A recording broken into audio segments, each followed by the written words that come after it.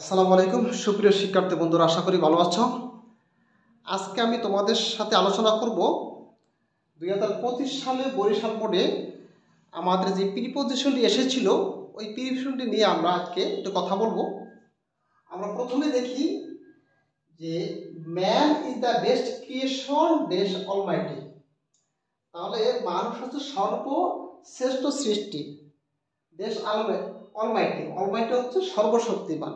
তাহলে আমরা বলতে পারি সর্বশক্তিমানের অথবা আল্লাহর সবচেয়ে সেরা সৃষ্টি হচ্ছে মানুষ। তাহলে সর্বশক্তিমান এর রব বা এর বা আল্লাহ এর আমরা যদি কোনো শব্দের শেষে র অথবা এর যোগ করতে পারি তাহলে আমরা ওই শব্দটার আগে প্রিপোজিশন হিসেবে আমরা অফ ইউজ করবো আমরা। তাহলে অফ অলমাইটি হচ্ছে সর্বশক্তিমান এর অথবা আল্লাহ এর সবচেয়ে সেরা সৃষ্টি হচ্ছে মানুষ। তাহলে আমাদের এখানে অফ বসবে। অ্যাকচুয়ালি প্রকৃতপক্ষে he is the most intelligent living being. এই পৃথিবীর উপরে যত প্রাণী আছে সবচেয়ে বুদ্ধিমান প্রাণী হচ্ছে মানুষ।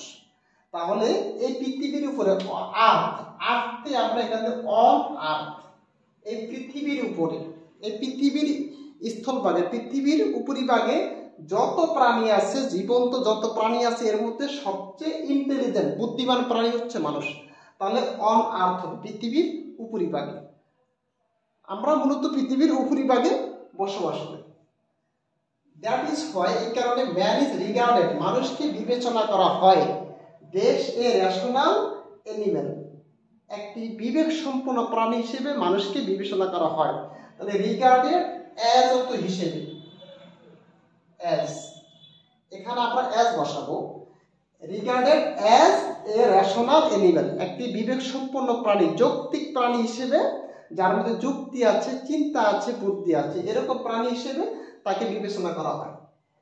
বাট কিন্তু man becomes the worst animal, কিন্তু মানুষ হয়ে যায় সবচেয়ে নিকৃষ্ট, অষ্ট হচ্ছে সবচেয়ে নিকৃষ্ট প্রাণী যখন হি ইজ ডিভয়েড অফ, যখন সে বর্জিত হয় সেন্স অফ রেশনালিটি, তার যখন বুদ্ধি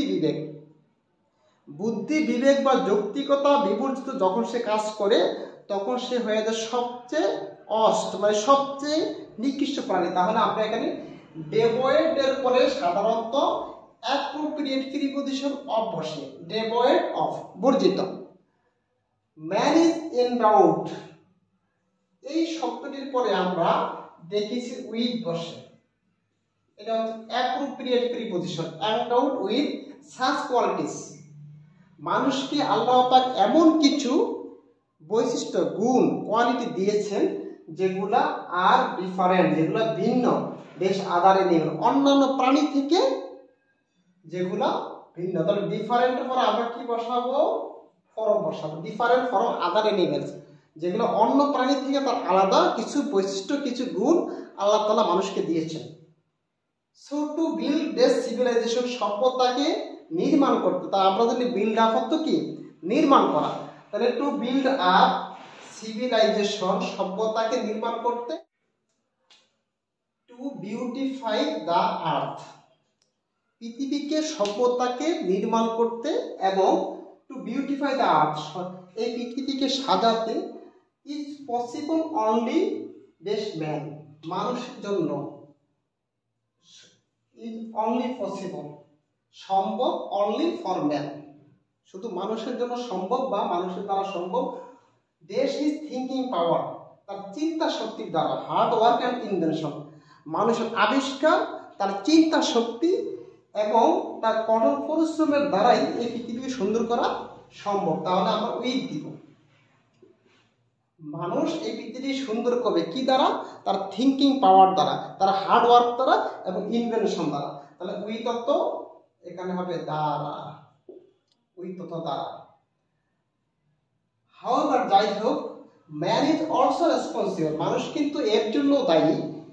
রেসপন্সিবল ফর আমরা ফর দিব, responsible for mass destruction of human civilisation, মানব সভ্যতার যে ব্যাপক ক্ষতি, ধ্বংস এই ধ্বংসের জন্য কিন্তু মানুষ দায়ী। কারণ বিভিন্ন অ্যাটম বোমা, বিভিন্ন প্রকার মারামারি, হানাহানি, কাটাকাটির মাধ্যমে এই সভ্যতাকে ধ্বংসের পিছনেও কিন্তু মানুষের অনেক অবদান রয়েছে, অনেক কুকীর্তি রয়েছে। তো আমরা তাহলে রেসপন্সিবলের পরে আমরা এখানে ফর দিব। রেসপন্সিবল ফর, কোনো কিছুর জন্য দায়ী। কিসের জন্য দায়ী? মাস ডিস্ট্রাকশন অফ হিউম্যান সিভিলাইজেশন, মানব সভ্যতার ধ্বংসের জন্য তারা দায়ী। তাহলে এভাবে অর্থ বুঝে আমরা কিছু অ্যাপ্রোপ্রিয়েট প্রিপোজিশনকে মুখস্থ করতে হবে। এরপর বাকি শব্দগুলোকে অ্যাপ্রোপ্রিয়েট প্রিপোজিশনের বাইরে যেগুলো আসে সেগুলোকে আমরা বুঝে বুঝে আমরা অ্যান্সার করব। তাহলে ইনশাল্লাহ আমরা পরবর্তী পরীক্ষা ভালো করতে পারবো, সেই প্রত্যাশা রেখে এখানে বিদায় নিচ্ছি। আল্লাহ হাফেজ।